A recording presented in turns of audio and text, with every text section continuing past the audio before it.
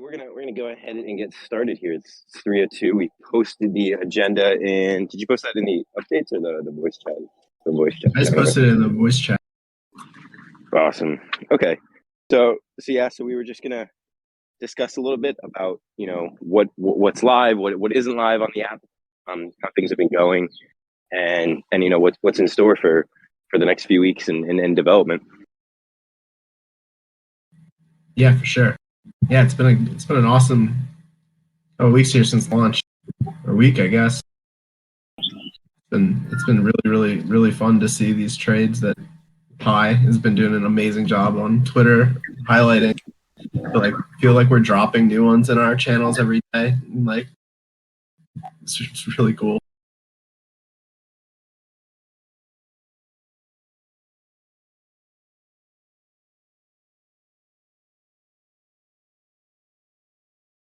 And do we have any rough timeline on some of the upcoming updates that I know people have been asking for? The market orders. I saw someone posting about light mode I think that was Trev asking about light mode, and some of the other stuff that we've been talking about. Like what do we have in store? What's upcoming? What should the community be excited about? Pi, do you want to come up?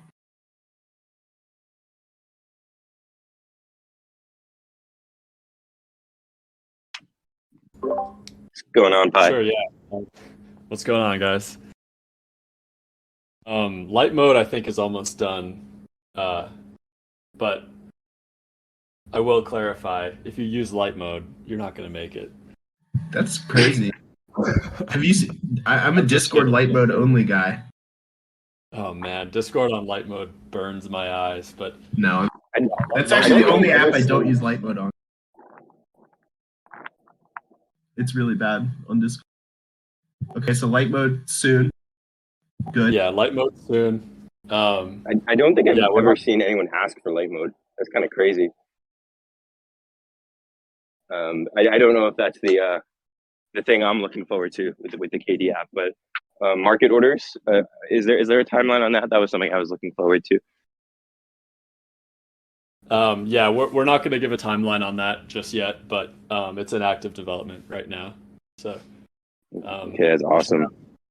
Yeah. Okay. That all kind of was being done alongside the coordination game. Yeah. The swap protocol upgrade has been in development for a while, actually, for probably about 2 or 3 months now. Right. It's not like it's just starting. Yeah.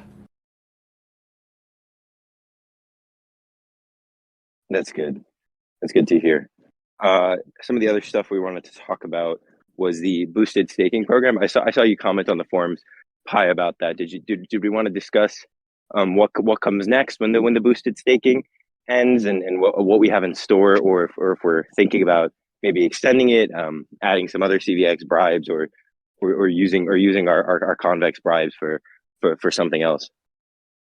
I know you had some thoughts about that. Yeah, I mean, my main thoughts on that are I'd really like to see a more generalized framework. I think Matt can speak on that if he's here as well. But yeah, I'd like to see a more generalized framework get voted in through governance. I think maybe having a more specific one just for the CVX yield after the boost program is over is potentially a good idea too. Depending on how much the generalized framework has progressed before then. I don't know. Is Matt here? I know he's also been thinking a lot about this. There he is. Yeah, hey, Matt. Yeah, so that's interesting. I think I've been going back and forth on this idea of building a generalized framework for how we treat yields. And I guess I'll just lay it out there. I mean, just thinking from an operational perspective, it's almost kind of crazy for me to think that in the end we are trying to operate. We are DAO, but we need to operate professionally. And I'm thinking of how professional organizations typically run, and they don't have a statement on how they use their yield. Like the yield is intended for like growing the treasury and improving business operations and supporting the mission of whatever that organization is, right? And so coming up with like a specific statement on how we see like our yields, it like you don't see like Apple say like we intend to use the yields we get from our treasury bonds and other corporate bonds that they hold and other investments that they have. They don't have it's intended to grow that treasury and support whatever their mission is. So like it's part of a larger framework, which if you were part of Treasury Tuesdays, I kind of dropped a full treasury management framework that looks at not just yields but really the full management of our treasury, holistically. Obviously yields are part of that, but in the end, those yields are to support the ongoing mission of the organization. And I understand that like we have staking and that's kind of a unique thing, but other corporations, they have dividends as well. But again, they don't necessarily we're still a startup, right? Like we're still trying to make sure that we can support our ongoing things, and we shouldn't be flowing all the funds out the door.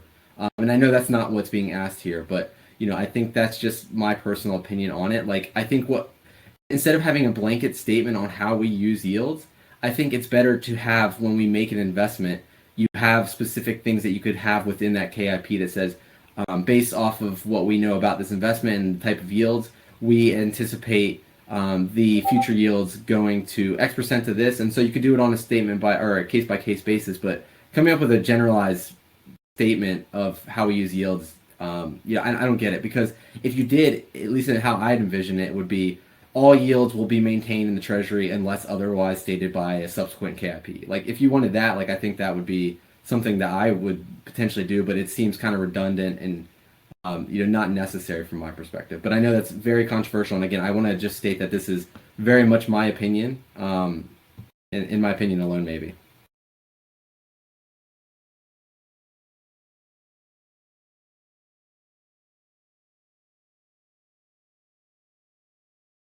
Alcap, you're the one who wrote that proposal that was posted on the forum yesterday. Do you have any thoughts on a more generalized framework versus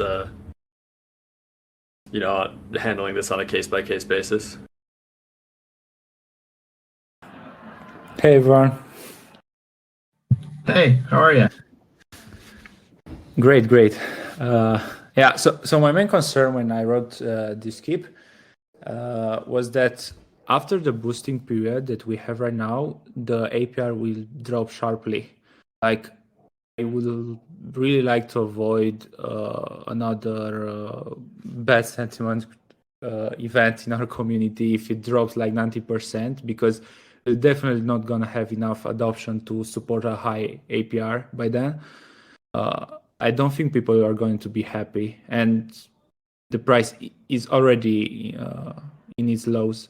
So I wrote that keep as a short-term solution to have an APR above 10% approximately until we have much more volume to support it in a natural way. I think we definitely don't have to add 100% of all the yield to the stakers, but even a small amount will definitely help people keep staking their Rook. Yeah, no, I agree with you. And I just want to emphasize like what Alcap did in his proposal. And sorry, Alcap, I haven't responded to it yet on the forum. I've been meaning to do that, but what he is doing is he's looking at our investments at a point in time and looking at a scenario at a point in time, and he's writing a KIP that is supporting our initiative at this point in time, is whether that's really supporting the staking yields to make them competitive and keeping price action strong and then using it as a market tactic. I think that's the right way to do it, because if you had a blanket statement that just says we should use all yields for all time to go X% to go this route, X% to go this route, you may end up in scenarios where it's not really for the benefit of the DAO and really for anybody. So that's kind of my example right there in a nutshell, where he's looking at things at a point in time, and I think he's doing it appropriately, because that's when everything should be considered, is when you're closest to it. Right. I should probably clarify that by generalized framework, I don't mean, some set in stone like parameters for how we deal with yield. I just mean setting up, like formalizing a process through governance. So maybe that means, sending the Rook, which is allocated for the staking pool, from the treasury to, some other wallet where deposits can be automated, so we don't have to rely on multi-signers like to periodically do these transactions. Or maybe it means like, basically, so the only reason that we're sort of able to send Rook from the CVX buybacks to the treasury right now is because that was sort of within the boundaries provisioned by KIP5. That's not always going to be the case for other strategies that we employ. So what I mean by like a generalized framework is just some process that we set up that allows arbitrary amounts of Rook from various strategies to be directed at the staking pool, not necessarily like a specific amount or framework for exactly how much is supposed to be going there. Yeah, and I think I misinterpreted that because I know there's been other people who've asked for a generalized framework on yields, but yeah, so you're talking more from like a governance process perspective as it relates to the movement. And yeah, I think that makes sense.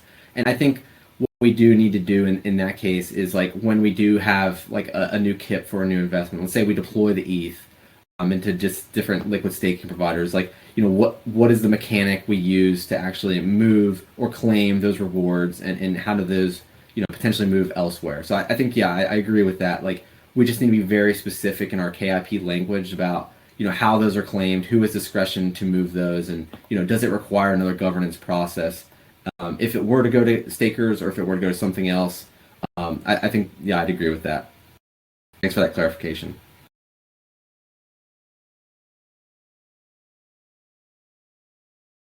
Yeah, I definitely hear both sides to this argument. I hear El Cap and worried about the APR dipping too low, and people being concerned that staking yields just aren't worth it. I don't think we have to give these convex rewards to stakers forever. I think we can use them to boost the treasury. But I think in the short term, we do want to try to start getting this flywheel effect going that we talk about pretty often. Getting those yields high, getting people to pay attention to Rook, getting people to trade on Rook, which in turn makes the yield higher, and so on, and then gets really the effect going. So I definitely understand the concern with APY dropping too low, but at the same time, I definitely hear you, Maddie, when it comes to using some of our yields to just boost the treasury and pad it for some of our ongoing operations. I don't know what consensus is. I imagine a lot of people in the DAO do think a little bit short term, in that they want the yields to go to themselves, and they might not be thinking about the long term nature of treasury. Like a larger treasury balance that might be needed in the future. So I do hold both those perspectives. I definitely hear. I would be curious to maybe hear what consensus is moving forward, and how much time do we have till the boosted staking ends? Do we have we have a few more weeks? It's an 8-week period, so we're probably in the middle of the second week, or about, I guess we're 1 week in. Time flies. So 7 more weeks essentially. One thing to clarify, I'm definitely in support of what Al Cap had to say. I think again he's looking at this at a certain time frame. He's looking at it until revenues ramp up, and just from my context, why I think in perpetuity for really any yield, whether CVX or anything, it's about opportunity cost, because I'm going to go back to this again. We could use, I think it's been about 1.2 to 1.4 million dollars in CVX revenue. That's great. I'm glad we can send that to stakers. And again, I'm not disagreeing that we should have sent it elsewhere. I think we as a community decided it should have. But just as an event for context, we could have used that funds to maybe buy another protocol or a couple other projects, and we could have secured order flow and supply burn in perpetuity that would basically be through the Rook protocol. So I'm just trying to think of it from a long-term Rook, from a long-term opportunity cost perspective. Because as soon as you send money out the door, that could have been used to secure something that's a little bit more long-term than short-term. But again, I know it's a balance because I understand it's very much a part of rewarding the community as well as very much a marketing tactic. Yeah, just to add, I really hope that the CVX bribes are going to be just a small part of the total yield we're going to generate with the whole treasury. So basically, I really hope that it's not going to affect long-term the project that much. Oh yeah, for sure. And I think once we get the new swap app out, right, limit orders are such a small percent of trades that users put out there. So once we have swaps and market orders out, hopefully the volume gets to the point where it's really, we can start tapering off the boosted rewards or kind of like the CVX reward for just, the natural yield through the protocol. So at least the dream, right?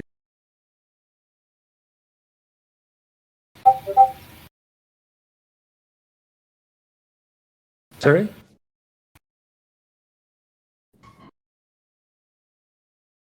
So were you done with your thought there, Troy? Yeah. Okay.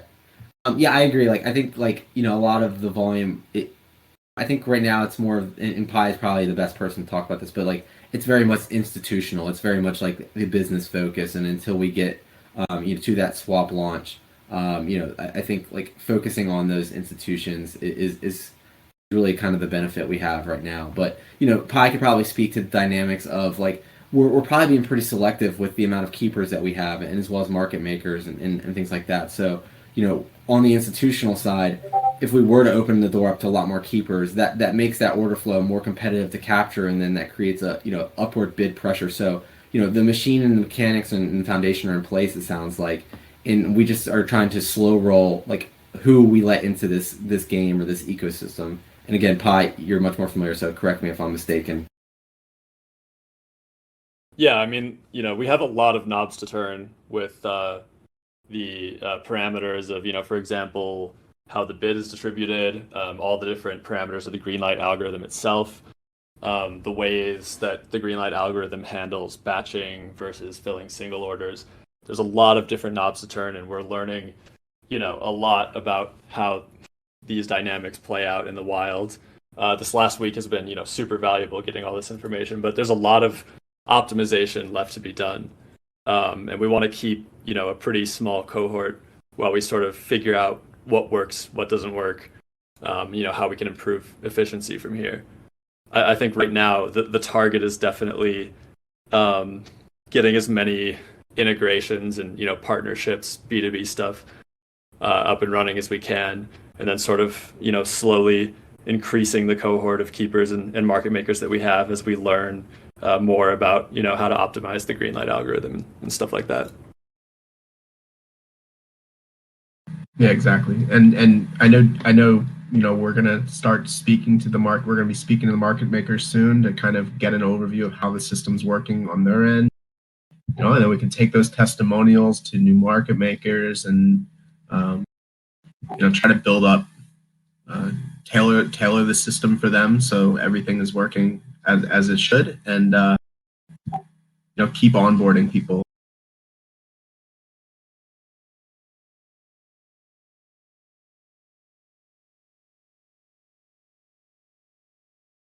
I think this discussion has been good. I encourage people to go on the forums and discuss, some more thoughts on staking and LCAPs, an LCAPs KIP, and we could, start to move that conversation along.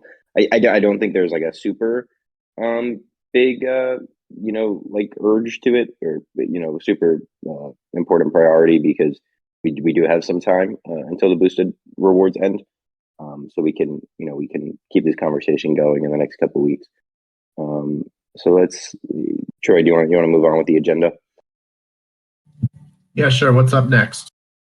So up next, we discussed the KIPs. We still have Maddie's discretionary investment proposal that hasn't been voted on. I'm not sure there's so much more to be said about it. Again, that Kip has been on the forums for a while now. Maddie, if you have anything more to say on it, please feel free to come up on stage. But I think we've discussed it a fair bit. I imagine it's discussed at Treasury Tuesday as well. So, but that's definitely if you haven't seen that, Kip. Oh, hello, Maddie. Yeah, I was just gonna say it hasn't been on there too long, but yeah, definitely encourage everybody to kind of check it out and then let us know what you think. Yep, we have definitely check it out on the forums. If you have any thoughts, feel free to voice them on there. Just wanna give a reminder for that is up there, and it'll probably go to vote soon. I'm not sure. We have an exact timeline on that, but yeah. Okay, so I think that's it for the forums. Have been pretty quiet. I think those are the only two Kips that have really been posted and getting activity on. So we can talk about marketing now. Maybe we don't have Dean here, but it's been giving a lot of buzz in the community about what's been going on with marketing. I do hopefully have a call with Dean later today to discuss getting the community more involved in the marketing effort, because I do want to crowdsource a lot of this stuff with marketing and see what works and what doesn't, and really really streamline our process and get as much material out there. Maybe put together a committee of some sort. So yeah, I just want to say that the marketing is definitely on our minds. If you do have an interest about marketing and you want to get involved, feel free to DM me or Dean. Dean is definitely happy to hear your guys' thoughts on what can be improved on. He's super friendly. I've been DMing him a whole lot, and yeah, he's pretty receptive. So I did want to bring up the marketing component. Troy, do you have anything to add? No, that's a great initiative, though. Like, I mean, community is just so important in marketing, right? For crypto stuff. Like, it's so important. And, the kind of thing where you just, if people are talking about it and people are tweeting about it, it just comes across your timeline. You're more willing, more apt to try the products out. We've been doing from our end, like Pi's tweets, like breaking down the transactions have got us tons of inbound stuff. Matt's talk about with the LP funds has gotten us a ton of inbound stuff. So like we really are getting a lot of traction here as far as like people are interested in what we're doing. And then once we kind of go in and they see what we are really doing, they're very, very excited. So it's been a lot of, this has been a great 2 weeks here, like since the launch. It's been very, very, very good as far as inbound stuff and talking to other projects. Let's bring Alcap. Okay. Yeah, I know he's a big marketing guy. What's going on? Hey, I'm not asking for myself, but when you said basically we are gonna need extra help from the community, do you have grants prepared for that? I think Synth is putting something together around that. Correct? Yeah, I'm not sure exactly what discretion I have. I have no problem giving away grants. We just got to secure the funding and make sure it's feasible. But yeah, I don't really believe in free labor. I think it's pretty harmful to a DAO. It's not super sustainable as well. Like we can get free labor, sure. We can get pretty enthusiastic contributors coming in for maybe a week or two and giving their input, but then you feel drained, first of all. I think second, you might not necessarily feel the value for your work, and third, there's just opportunity cost, right? So if you're coming to Rook and you're contributing your thoughts and your opinions and work and you're putting in time, you could be elsewhere getting paid. So I want to make sure that we're limiting churn. And I think grants is a really great way to do that. So yeah, anything I can be, anything within my power, I will be providing grants and helping to get that set up. I've been meaning to talk to Tommy. I think Tommy's been thinking a lot about this as well.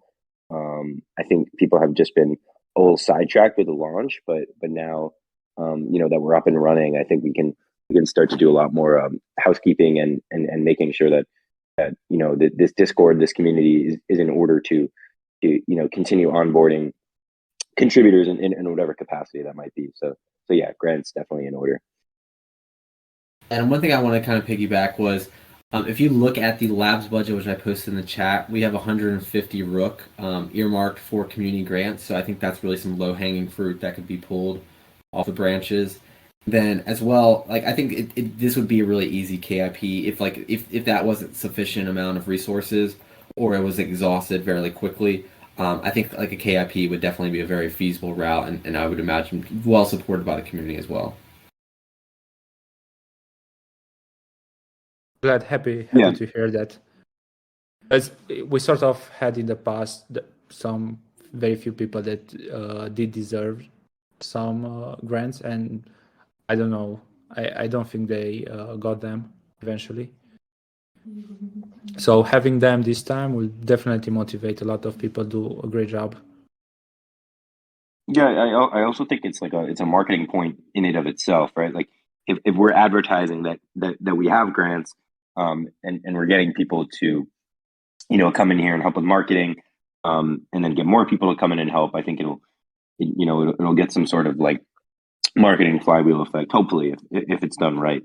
And I think I do want to focus on. I'm going to be having so much more time in the next few weeks and in coming months to really explore ways to get the community involved, because I think Rook is done a little less traditionally than some of the other DAOs, and I know I've talked to Hazard a lot about this, about the need for secrecy because of the way the MEV space works in particular, and how competitive it is, and we don't want to leak our advantages because of how PvP dog eat dog world the MEV world is, and just that everyone is fighting for some sort of value, and it's zero sum for some part. So I do get the need for secrecy, but that does make Rook a little bit of an outlier compared to some of the other DAOs out there. And I know there's a lot of people who want to help, but just can't really get the information that they need, or the grants that they need, or whatever it is to help out. So I do want to be starting to change that culture a little bit, and that's what that's why I'm working for Rook is I want to help with that culture of openness, of transparency, and crowdsourced contributorship.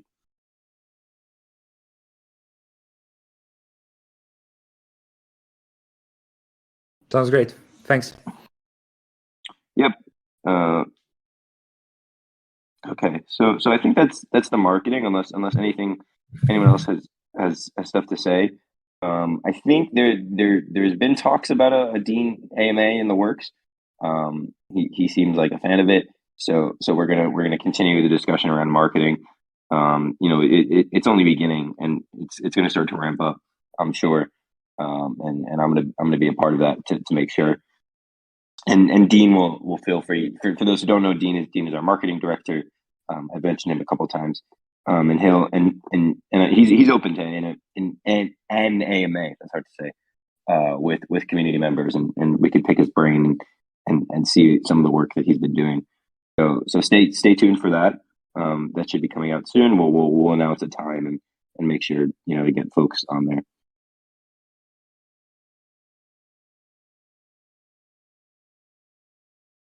So that's the marketing side of the community call.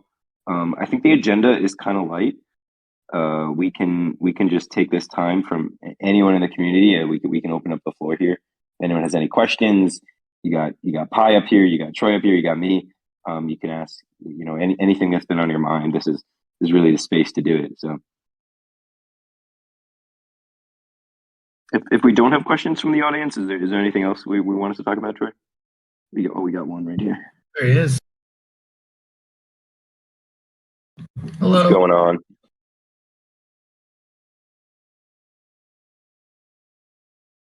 Hello, can you guys hear me? Yeah. Yep, loud and clear. How you guys doing? Pretty good. So a quick question for Pi. The market not market maker, for the market orders, is the code you guys building ground up, or is it going to be just like copy and pasted from elsewhere? It's not copy and pasted from anywhere. Okay, It's okay. unique in the sense that it leverages the coordination protocol, but it's actually not extremely complex. Or I Okay, guess, that's good to hear. relative to some other protocols out there, it's relatively simple.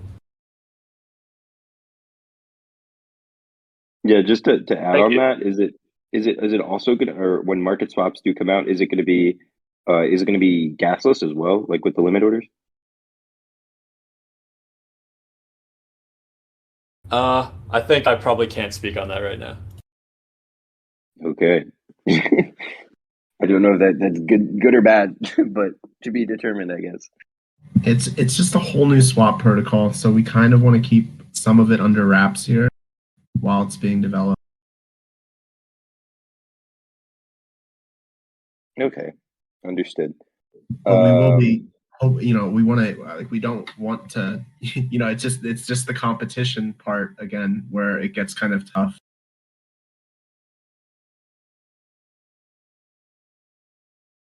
Yep. Anything else on the agenda? I think we were running a little late on the agenda just because, everything that's been going on with the launch and stuff.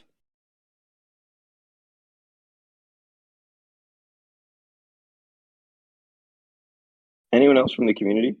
Wanna hop Anybody else on have here? questions or comment?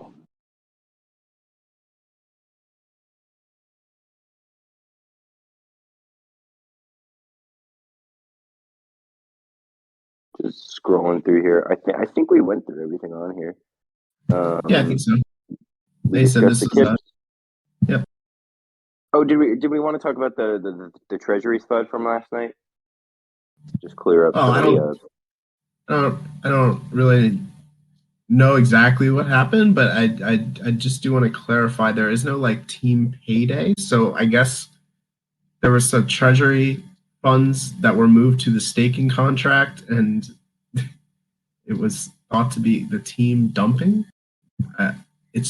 We're just moving things over to the staking contract.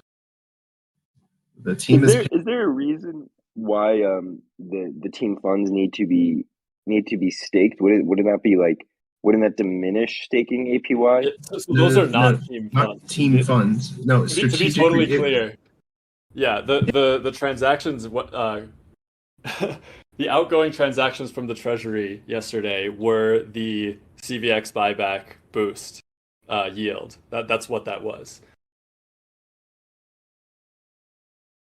Yeah, so Okay. it was just the yield that, like, the yield boost. That's all it was. It was the yield. I see. Yeah. That's all. I don't know what people are referring. Maybe I missed something last night or something. But yeah, if people are referring to the 3 separate movements of 190 Rook, those are to fund the staking program. Yeah, just wanted to clear. That was the Rook for this past staking epoch from the boost program. I mean, if somebody had like looked at our staking program and saw like how much we're contributing, you would see 570 if you were kind of looked at it on an epoch level, and you break that into 3 separate transactions because we're just trying to make sure we're doing it right. Then you will see that. I think the FUD was more related. There was like a 1,000 Rook sell. I think people were referring to that. But if you do some on-chain digging, it wasn't related to the team at all. But I guess people were just trying to figure out the price dump and what was going on. But I think DeFi and just the whole markets in general have been pretty risk off.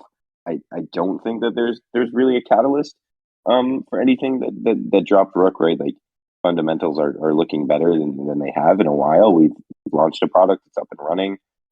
There is volume, there is interest.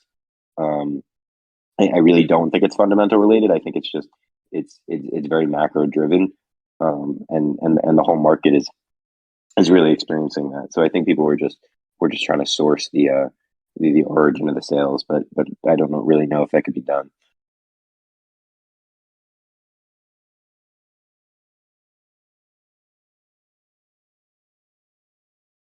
Yeah, so if there's any confusion about the way the staking yield works still, so XRook is a token on our old liquidity pool V4 contract, the same as the gay tokens from the LPs, which we recently sunset.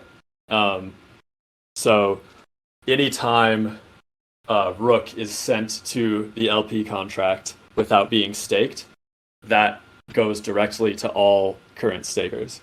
So the coordinator does this automatically, roughly every 4 days. It sends 10% of the bids from the last 4 days to the LPv4 contract. And then right now, the Treasury boost yield is sent manually to line up as closely with those epochs as we can. This is something that we do want to automate, and that's another reason why I want this, process in place. Just to make sure everything's legit, so that we can move that to a wallet where things can be automated. But yeah, that's how it works. So if you see Rook leaving the Treasury and going to the LPv4 contracts, that is the boost program yield.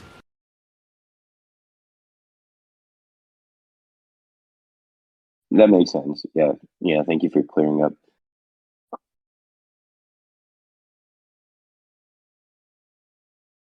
Okay. Anything else? We've covered a bunch today. Again, I will open it up to the audience.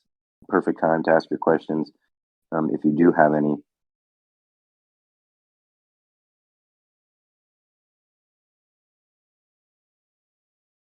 What's going on? Is it Sai? Is that how you pronounce it? Hi, how's it going? What's going on?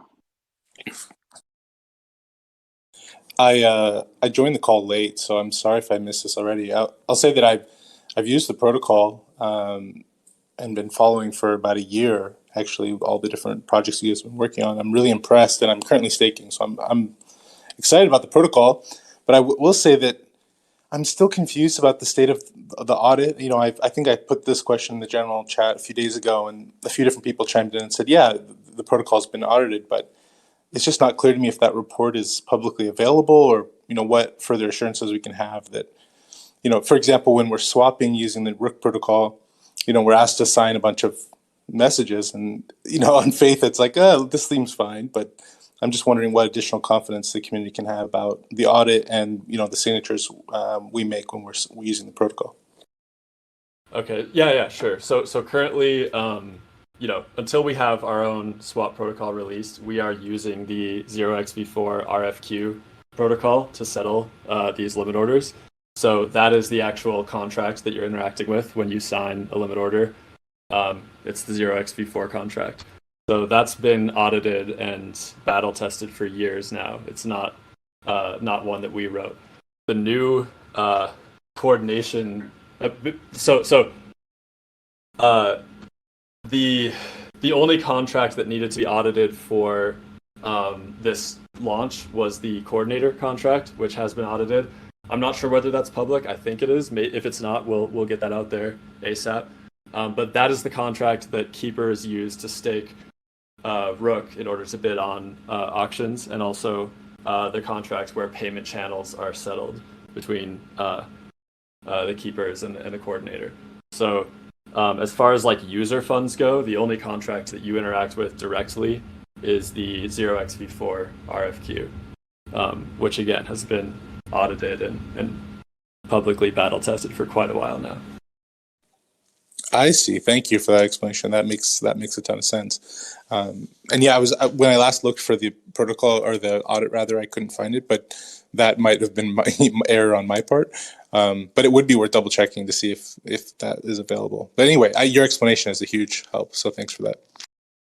Of course. We'll definitely take a look at getting, if there's aren't available, then we'll look at getting them out. Yeah, like you said, as soon as possible. There's no reason for them not to be public. All right, thanks, guys. All right, thanks so much. Yeah, I think that's a pretty good question. Something I didn't know, actually. I just learned. Maybe we can make that more clear and publicly available. But I guess, like you said, it's subject to change anyway in the next coming weeks and months. So Yeah, I do think that's in our docs. Maybe it needs to be a little bit more visible, but yeah, I mean that's why all these like transactions that I've been linking on Twitter and stuff. If you click on them, it says A token to B token settled on 0x protocol. It's because we're using their contracts to settle the limit orders right now. Do they take any sort of fee for that, or it's open source for you? No. So their limit order protocol does have a fee mechanism set up, but we use the RFQ protocol, which is slightly more gas efficient and also has no fee. It's just for the settlement, right?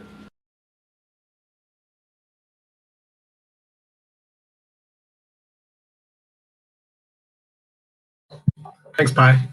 Anybody else have any questions before we get wrapped up?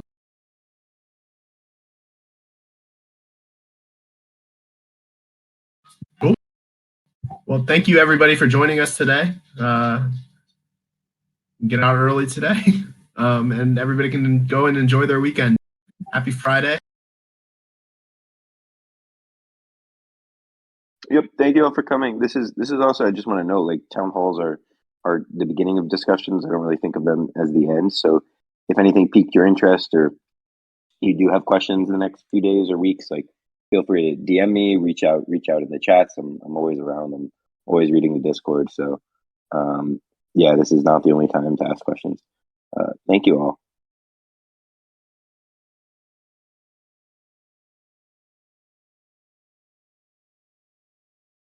Thanks, everyone.